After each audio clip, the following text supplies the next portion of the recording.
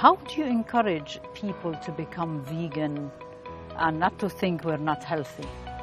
I think it's leading by example. The actions do speak louder than words. And that's why in 2004 we started the Vegan Runners, because we wanted that word vegan out on my running vest. So when you're actually walking into an elite enclosure of a race with the Kenyans and the Africans, people subliminally can actually see it there. She's a good runner, she's vegan. When I kind of worked towards marathon running, it was very, very important to me that on kind of 2 points. Yes, to promote veganism, obviously, but also to empower women. I think people forget the first Olympic marathon, which was open to women, was only 1984. Before then, women in general were considered too weak and inadequate to run a marathon. So you've literally got the two things that I'm trying to say. Women can run marathons, they can run them really quick and really well, and certainly so can vegan women too. So that, you know, it's empowering, and you know, a whole section of society that very often get overlooked.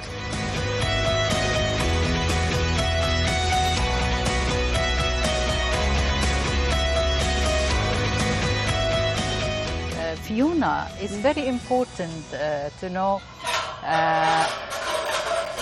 is the veganism connected to the climate change these days? I believe that veganism is certainly a part of a solution to climate change, yes, but it's fundamentally, intrinsically, lots of factors involved. Obviously, the CO2 emissions of animals in animal agriculture is very, very important to climate change. But I think veganism is not just about what you eat on your plate, it's your ethical stance and belief and the way you connect with everything around you. It's obviously a way you relate to yourself and your own body. I believe it is very, very healthy. But actually, by being vegan, it allows fairer distribution of the world's resources throughout the planet, so other people can have a better lifestyle too.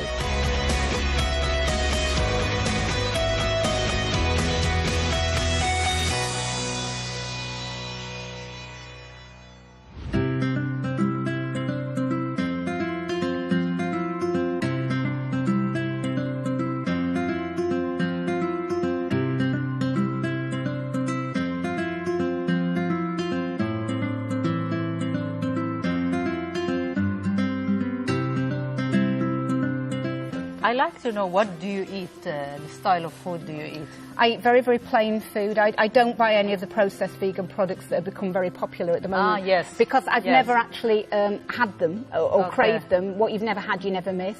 I am fortunate, I live with my parents. My mum does all the cooking. So we will buy dry beans. So you cook vegan at home? Mum does all the vegan beans, pulses, rice, pasta. Very, very basic. Nuts, lots of nuts, dates, fruit, locally sourced if you can.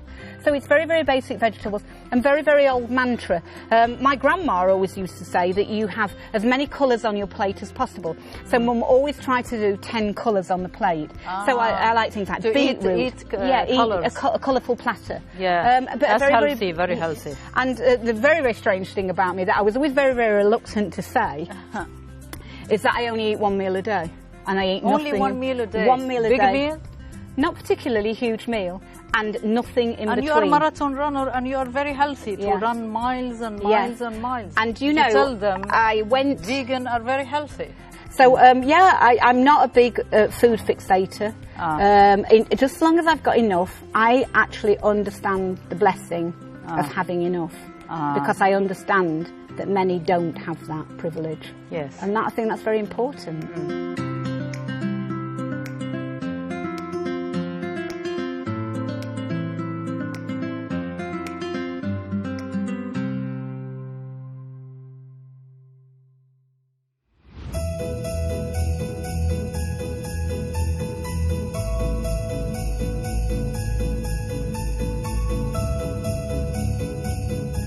And I like to talk about your century. How did you start all of this? Well, did you have money to start? No, we had nothing. Money? No, we had nothing. I came to London to work. I worked in the city. I worked in banking, just basically to pay my bills.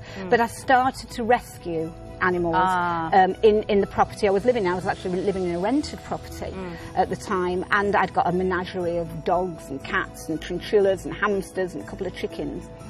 And then in your flat? It was a house that I'd rented. And then the horror upon horror, one day there was a knock on the door, and it was the landlady, and she said, I'm selling the house, and by the way, what are all these animals doing here? And I had to buy somewhere, and so I bought a property in Ongar, and rescued more animals. And the large animals, the horses, had to go... You can't put them in the flat. No, so they had to go to a farm.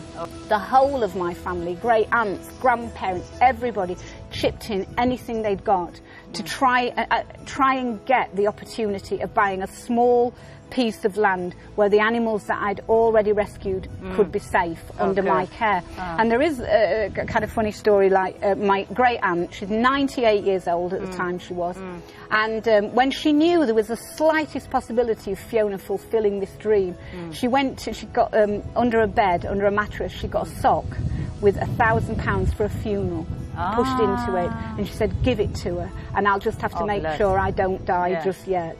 And that's how the sanctuary happened.